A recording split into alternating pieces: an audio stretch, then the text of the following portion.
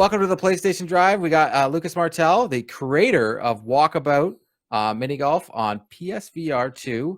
One of my favorite games by far. So Lucas, I'd love you to tell everybody how you got into this VR space. Oh yeah, so I'll try to do the short-ish version. So I actually come from the animation world. So I have done a bunch of projects. Probably the one I'm best known for, I made a short film called Pigeon Impossible. Took like 5 years. I kind of used it back it came out 2009, and it was a way to sort of teach myself how to do animation. That ended up getting picked up by Fox and was made into Spies in Disguise with Will Smith and Tom Holland. Oh The my one where Will God. Smith turns into a pigeon. So yeah. yeah, No, yeah. you have a.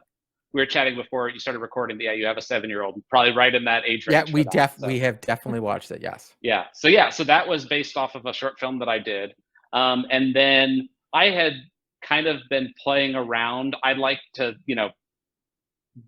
projects like that are super fun, but they're also just so many people and there's so much involved. And I kind of got into games and VR specifically because it was an excuse for me to kind of keep my hands on the keyboard, because I still like writing code and I like actually doing some of the hands-on design. And I haven't gotten to do that as I had moved into more of like an animation director role. So it was kind of just a little side project that I had for a while.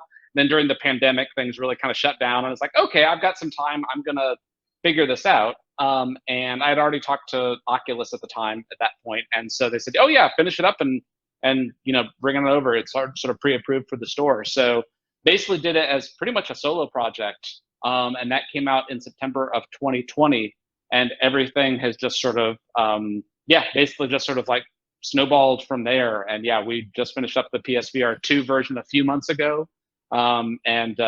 It's just sort of this, it's turned into, I never thought that mini golf was going to be the thing that would kind of consume so much of my life, but it's also like the perfect, from a creative standpoint, it's the perfect project, because just when you're getting tired of a certain course or a certain world, it's like, oh, that's all wrapped up. We get to move on to a totally different one. And you can see with a lot of the courses that we've released that we're really having fun just sort of like hopping all over the place and inventing all of the worlds that even some that I had wanted to do as a feature film that even just never got made. Well, I'm curious about like the VR direction. Like, what was it about VR that made you want to go that route versus like a traditional golf game? So Mighty Coconut, we've made a couple of other games before then. One was, I don't think I even have a Merge Cube here. We had done an AR game for this Merge Cube, which looks kind of like really fancy QR codes on a foam cube, but you turn it around. So we had done a story based like a choose your own adventure. That was like, you would actually activate it by turning the cube, but you'd be looking at it through your phone or through a headset. So even that very first one that we had done happened to support VR. And then there was another one called Laser Mazer, which you play on your phone. You actually do it by physically walking around in the real world. So it's great to like go out to a park and you're actually like ducking under mazes while you're looking through your phone to see the world. So everything that we had done was kind of in a similar space. And Walkabout actually started out as a phone game. In fact, we have a version that's going to be coming pretty soon that will be crossplay, but you actually play it on your phone. And at least how it started off, we're going to have both options, was you actually play it by physically swinging your device. And this essentially becomes a 6-off controller. And you can actually play with people in VR. So that had already been up and running when the Quest 1 came out. And it's like, this is actually very similar hardware under the hood. We're using a lot of the same stuff. So this is kind of getting maybe a little deeper into the dev stuff than you normally do. But yeah, basically it was super easy to do the port over because we were already optimizing for mobile and we were already using such limited sort of interaction that it was something that I was able to move it over in about a week. Oh, wow. And showed it to Oculus at the time, and yeah, that was really all that it sort of like all that it required, and then built out the rest of the courses and really sort of embraced the VR stuff. But a lot of what you guys are seeing in the PlayStation VR version is also years of development, because initially it launched with 4 courses. There were no avatar options. You got to choose your ball. You didn't choose your putter. There was literally like no option screen or settings menu at all. So it no was just Yeti? Oh, just come 4 on. courses, and that was pretty much it. So, and even like Welcome Island, which is what we call like the putting area and the driving range, none of that existed. So it started off as a very bare bones solo project, and then everything that you see beyond that is something that we've added to over the last couple of years since it released. Well, from my perspective, the reception seems to be great on the PSVR2 so far. Like, have you been getting more positivity surrounding your PSVR2 launch as opposed maybe into the meta? Well, I mean, so it's been really awesome. I think that probably the best thing about PlayStation for us is that I don't think that there's a lot of other games that are similar on PlayStation, there is. especially from the social side of things. And the fact that you can cross-play, I think there's a lot of people who also have a PSVR 2, and they also have a Quest 2. And the fact that they could sort of like hop into a room with people that are on other headsets, I think is a big part of that, and just generally being as open as possible so that people can play socially. And especially during the pandemic, a lot of people used it as a way to keep in touch with people that they're, just physically distant from. And I would even say the ease of use and how easy it was to do multiplayer for like myself and Matt, my co-host of PlayStation Drive. We found it so easy. And then, like you said, I had a friend who doesn't live far from me, and I got him to get it on his meta, and we played together. And then it's I love the scorecard at the end, because then I can finally beat someone every now and then. But no, it's so much of that ease of use, I think we kind of lucked into. There was always, coming from the mobile, having done a couple of games for phone and everything, I've always been just obsessed about making things as simple and easy as possible.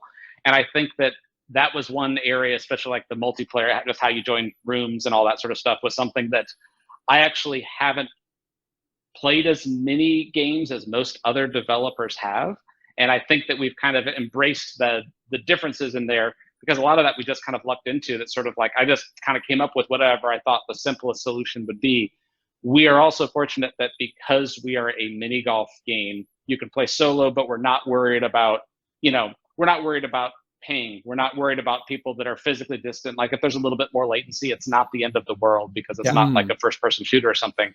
We can get away with a lot of simplicity that maybe other games wouldn't be able to, like with the fact that we can just put everybody on the same server and doesn't matter, geography wise, we're able to take some shortcuts like that. But I think, and we're just all floating heads on the screen, exactly, which is also hilarious, because if you have the same thing, so it's fun.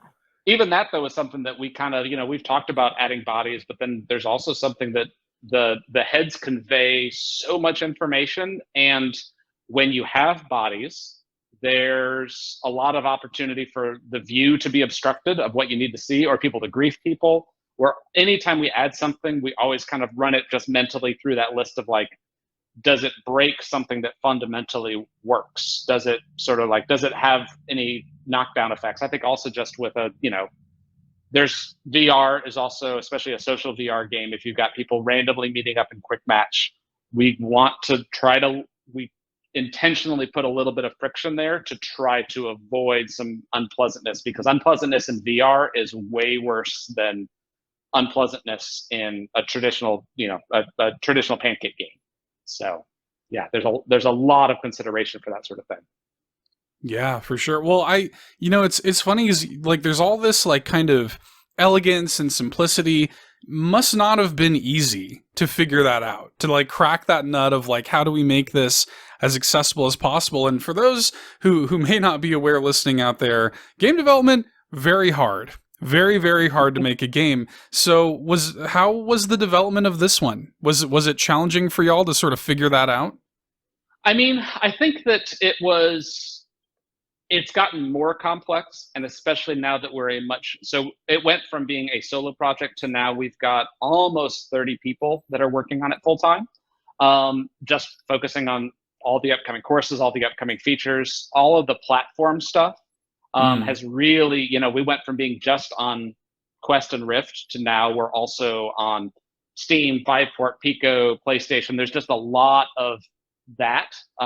We're trying very hard to hold on to the simplicity of everything. But certain platforms, actually PlayStation has a lot of requirements, things that you have to do just for PlayStation, that was one of the most difficult things in bringing over to PlayStation.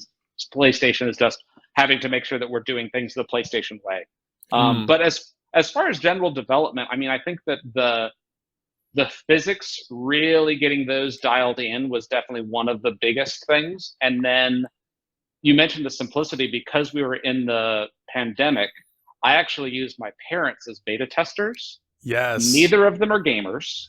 And neither of them had ever done VR, obviously, at all before then. So the fact that I had people that were completely not new to that, I think is actually a big part of why it ultimately ended up being simple enough, because I was able to watch how they interacted with something and basically, make it something that, we've got 80 and 90-year-olds who hop in pretty regularly to play. And just like I think that was just the nature of how it was developed, and just, the fact that like you hit a Wii Sport. It's like anybody can play it, because like even for me, when I first started playing, VR to me was brand new. I'm a gamer and I was having so many difficulties. And then when we were playing this, Matt said to me, he's like, you just press a button and you go right back to your ball. I'm like, oh my God, like all these little simple things. And we were like, wow, it really is that simple. Like you could barely, like we were joking. We were doing a lot of Happy Gilmore jokes about tapping it in and such. But like it is very simple and easy to learn. And I actually love that. As being a gaming parent, I've got a lot of time to play video games. So like if it can be simple and it's more fun. I think that's also been one of my, like all of the stuff that I've done. I also don't have a whole lot of time to play games. So even though, we all dream of that, oh yeah, what is that big epic 40-hour solo mission that, just that thing that I would love to make at some point. The reality is most of the games that I have time to play are the shorter experiences. And so I think that mini golf has given us just a really good structure, and the replayability because of the physics engine. We've spent so much time really dialing in the physics. And now that we've got that, it's like there's so much that we can do, so many new mechanics that we can add. But even without adding mechanics, there's a lot that, just by changing how something plays or how something rolls or creating new shapes and stuff can completely, basically change the gameplay. And really, it does add to a lot of the replayability, because you can, people will play several courses, a dozen, way more than that. There's several people who have played each course 30 times at this point. So that's, again, I wish that I could take all the credit for that. I think that some of that also just comes from the fact that happened to choose mini golf, and it turned out to just be a really good, just underlying game for both VR and for all those other things we mentioned, simplicity and replayability. Well, going to keep on these courses here. You've done some very interesting choices when it comes to these theme courses. My personal favorite is Labyrinth. I grew up loving that movie as a kid. So what inspired for these choices? And also, are there any dream courses / I guess collaborations that you were, hoping to do for the future? Yeah. So, I mean, as far as how we come up with the courses, we actually have a board that has, I think, over 100 courses that are sort of like the ideas that we want to do. It's not unusual for a couple of them to get combined. I think Laser Layer, the one that came out most recently, was a good example of that, where just we've liked architectural styles, and then when we settled on the Villains Layer ideas, like, oh, we finally get to do our mid-century modern course, but it's got the evil layer and the lasers, because people aren't that interested. I felt like I was playing James Bond. I'm not gonna lie, it was hilarious. I loved it. But things like that, it's like, oh, we want to do something in this style. And I think that a lot of it is a reaction to things that we don't necessarily get to see much in VR, that I think that just games in general are going to lean towards a few different types of aesthetics. And I think that we get to sort of go in a different direction just because of how our courses are conceived and designed and everything. And then as far as the licensed courses, so we've done Labyrinth with the Jim Henson Company. We did Myst, which was the 90s, Myst Island, the video game. Yeah, the puzzle game. That was awesome because we got to work with the folks at Cyan. Oh, really? And, they're all doing VR as well. So they even gave us the actual island that, of course, we had to rebuild in our style a little bit. But yeah, we all had headsets and were able to, basically kind of turn it into, like, whenever we did a meeting, we would do the meeting on Myst Island in like an early build of the game, which was so cool. Pretty wild to actually have the people who created the original one. And then, so upcoming, we've got Meow Wolf, which I don't know if actually, I know you're in Canada, but that's one they've got a few different installations all over the U.S. That one's going to be a pretty trippy, mind-bending experience for everybody, I think. It's very, very tough to explain, but it's essentially it's sort of like it's like a permanent art exhibit of just like the most crazy, out of this world, sort of like very sort of like installation art museum essentially. But yeah, so that one's going to be super fun. And then we've actually got a couple more that are locked down that we haven't announced yet, and we're kind of generally open to we're having conversations with a bunch of different folks, and so much of it comes down to stuff we really want to do, but also sometimes things kind of come out of nowhere or sometimes unexpectedly.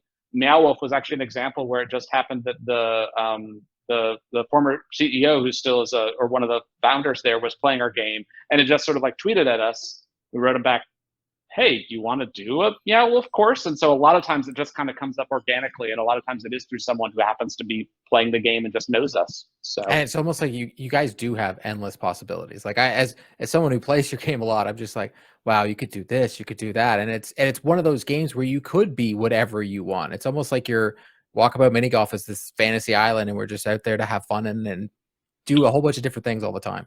Exactly, yeah. And we also think a lot, especially going back to the overall courses, we do think a lot about, because I come from a film and TV world, we honestly think of it almost sort of like a movie studio would, like their slate. Like we want to make sure that we don't do two things that are too similar, especially close together. So we intentionally sort of space things out. We did the Jules Verne series. We've got 2 of those. We still have Around the World in 80 Days coming.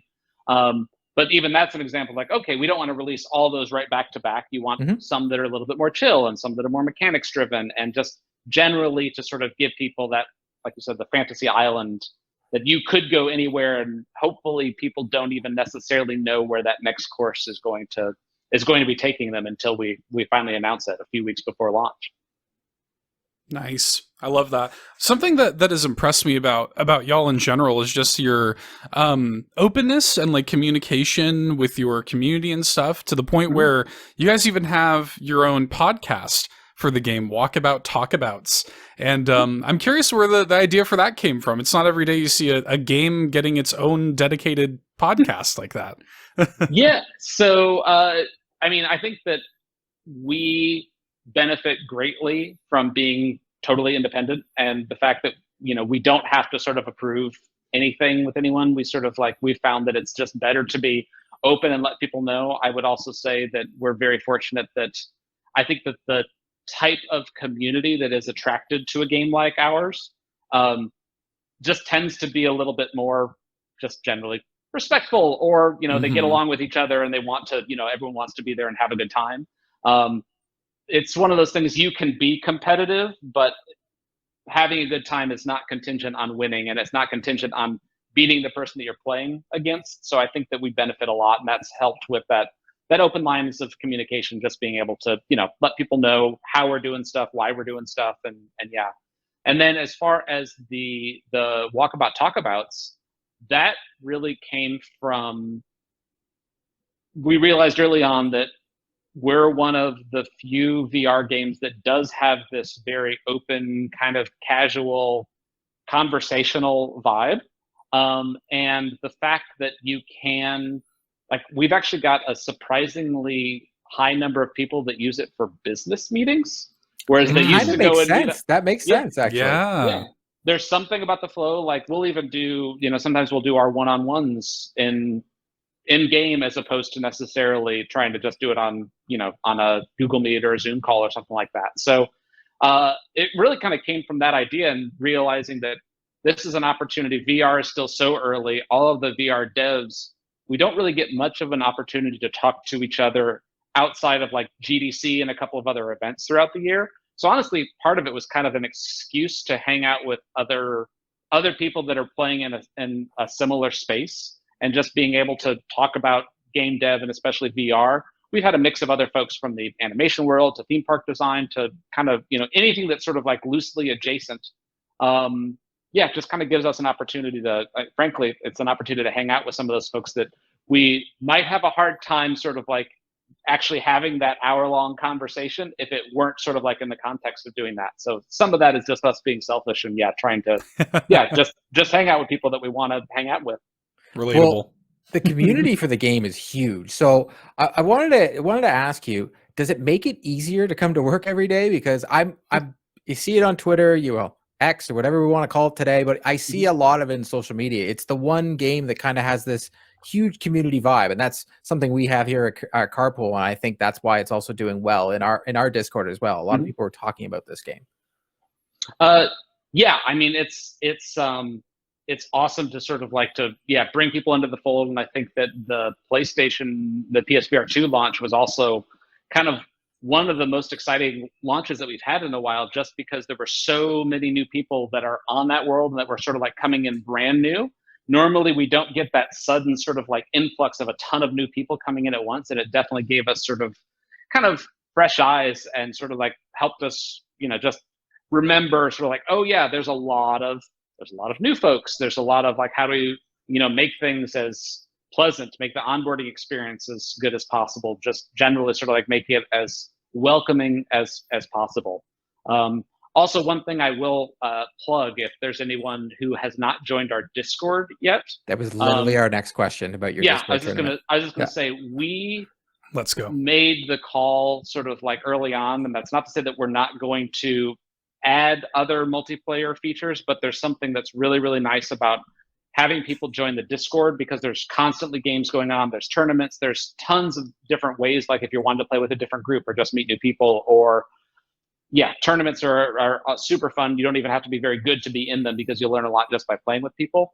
The nice thing about having the Discord sort of be the social hub for the game is that it does give sort of an off-platform way, because getting into the headset, it can be difficult to sync up with people. There's still just a lot of friction to actually getting into headset. Yep. And it also just really, really helps that sort of like, again, just sort of like making sure that, whether it's bad actors or just sort of like making sure that that people sort of like have a home base that they can come back to. The Discord is really sort of the social hub of the game. So if anyone wants to do multiplayer and just hasn't kind of found their group, definitely check out there. There's also a lot of separate communities that have sort of kind of come up on their own, different, based around different languages, different interests, all of that sort of stuff. And we will be adding some features to that, but it's also, for now, it's really, really nice to have that one big central hub for it. And we'll drop a link for the Discord in the description so that people want to click on it. Perfect. I have to ask, how many Easter eggs are in this game, and how many have we not found? Because like I go on the courses and I'm just looking at all these little different things, and like in the labyrinth course, and I'm like, oh, that's fun. Like there's a lot of fun things that you can find throughout the game. Yeah, I honestly have no idea. To be honest, I think there's even a few in there that I don't know about. Everyone has their own different sensibilities, and I think that that's been one of the being able to add in those little gags, those little in jokes, those little, all of those little details, has something that the team has pretty much carte blanche to sort of do what they want, as long as they're, not going to bump up our ESRB rating or anything like that. Yeah.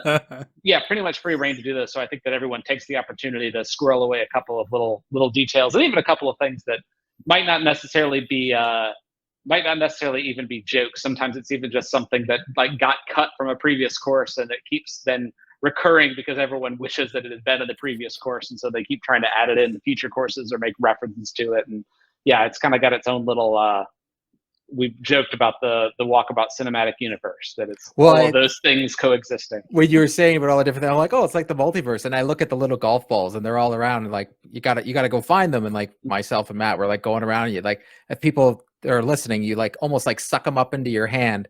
And I always joke, I'm like, I want to be able to have my own golf ball one day. I'm like, just one day, have my own little golf ball. I'm like, put a little symbol on it, because it's just I have a lot of fun with it, and it's a lot of fun community wise. So I do appreciate it.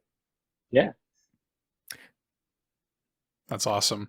Well, I'm curious too, obviously the support for the game thus far has been, awesome to see. Beyond just like buying the game, engaging with the tournaments and stuff like this, we want to see this game continue. What's the best way for fans to get involved in supporting the game, getting the word out there, stuff like that? I mean, I think just playing, letting your friends know. But the biggest thing that we're doing on the ongoing building out this game is really we are on a cadence now where we're pretty much launching a course about every 6 weeks, and every one of those is a full. It's got the easy course and the hard course. It's got all the lost balls. Like we are really finding that that's something that is also kind of lacking in a lot of VR games, just because it's difficult for a lot of games. We happen to be lucky that we do have this sort of like so many ideas and so many places that we can take it that are each, very new and different. But yeah, I definitely encourage, if people haven't played the DLC, check those out, because we're constantly adding new stuff. And yeah, there's always new challenges with those. We're going to be adding, more. Luckily, having sort of like that steady stream of DLC also allows us to add a lot of the features that people are requesting. But yeah, if you go onto our Discord, people are constantly chiming in with requests for course ideas or requests for new features, or yeah, just meeting up. So yeah, just basically join the Discord, ask questions, and yeah, just play and try to convince your friends to get a VR headset if they haven't yet. Exactly. And also, don't take away the feature that I can actually take my hand and wave it in front of someone's face while they're trying to swing at the ball. Let's leave that in, because I think that's hilarious. There was even a bug that is now an Easter egg because we fixed it. But if you go up into God mode, everyone can see your little teeny tiny putter. The putter doesn't expand. Oh, that really? was something that it was something that we had fixed it, because like, oh, that's wrong. But then it was like, no, bring back a little big putter. That's adorable. So I was laughing when I first did it. Matt was like going for a swing, and he's like, dude, get your hand into my face. I'm like, you can see my hand right now? He's like, yeah. And I'm like, oh, there we go. I'm like pulling a Sean Avery from hockey. I'm just like, yeah, I'm just going to keep doing it. Just try and swing now. I think we do have a couple of settings to sort of like help avoid some of that stuff. But in general, there was that element of like, people want to be able to just, goof around. Yeah, we're just having fun with each other, especially when you're playing the space course, and you're already maxed out your swings on like 3 of the holes, because it's hard. Yeah. I'm not good at it. It's hard, but it's just fun to do. Even some of the other activities that are kind of built in there that like, it's not the core game, but the fact that you can ride different things. Atlantis in particular is fantastic. You could just go up and ride on the humpback whale just around the course for a little while. The fact that you can, in the newest course, Laser Layer, we added a beach ball, which actually is totally interactable. So you can actually hit it back and forth. Like I've seen people playing like ad hoc games of volleyball in there. What was one of the other ones? Journey to the Center of the Earth has the hard version has the flashlights. I don't know if you found that yet, but so the whole course is lit up basically by flashlights. And so a bunch of people have started playing like flashlight tag with just like inside the game. Just a lot of those lightsabers. Exactly. Yeah. There's a lot of those other things that we don't necessarily design around it, but it's sort of like, if there's ways that we can help support people that are like, playing hide and seek, little options like turning off the name tag was actually because a lot of people wanted to use the game to play hide and seek in the labyrinth. So it's like, okay, just give the option to turn off the name tag. Easy. So I love that. That's so good. I love this notion of like, y'all are basically like creating opportunities for fun, essentially, is what's happening. And I'm curious what your like the biggest ambition, like in terms of, beyond like this game just selling like millions and millions and millions of copies, which of course we hope it does. What are like your biggest like hopes and dreams and ambitions of like where this game winds up? I mean, there's definitely a few sort of like dream partnerships that I won't even quite say out loud, but you could probably imagine that we've got our like, yeah, we would love to do that someday. Yeah. There's a lot of things like that. I think that getting just sort of like every course has sort of like advanced something, some new piece of tech, or some, it looks prettier, or it's bigger, or just like we're kind of constantly just expanding what we can do on that front. We also do have a couple of other games that are, we've got one that's actually like almost completely prototyped. We just haven't done the final art for it. It's just kind of been sitting in a drawer because Walkabout took off in a way that we have really had to keep our attention focused on that. So, we've got several other things that we hope to eventually get to, but right now our focus is still very much on Walkabout and taking that as far as we can. But yeah, we definitely feel that this is one of those games that we can keep adding on and improving and like one of those few games that feels like it really could, it could run for 10 years. And I don't think that we would start to, even come close to running out of new and really cool different ways of taking the game. So yeah, I'm hoping that we're able to keep doing this bigger and better for as long as possible. So my last question before we let you plug on anything you want, could you give me some tips and tricks? Because Matt, my co-host, he's actually really good at the game, and I'm having a hard time. I have gotten a couple hole ones, but I'm just like, I do love the fact that you can pretty much play the ball off any part of the environment. So it's just have fun with it and you can learn. But you got any some tips and tricks so that I can beat up Matt next time I play him? Let's see. So best thing I can say is really it's like functionally it's golf.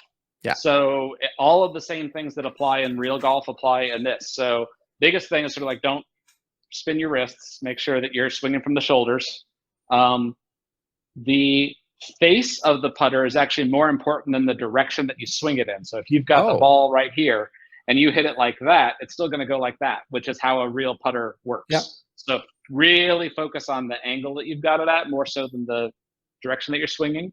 And go into practice mode and just try out a few of the holes. You can pull the thumbstick back to undo, and that's really one of the best ways of just practicing some shots, really getting control of like the distance and everything. But yeah, it's real golf. So pretty much, we've even got a couple of awesome tips and tricks videos. Inner Princess is one of the folks who's done a lot of stuff. His videos are fantastic, both for course specific stuff in terms of like, oh, here's ways of approaching this course, as well as this general tips and tricks. So yeah, exactly what you're asking, but he goes into really good depth and has a lot of awesome videos showing you like demonstrating different techniques.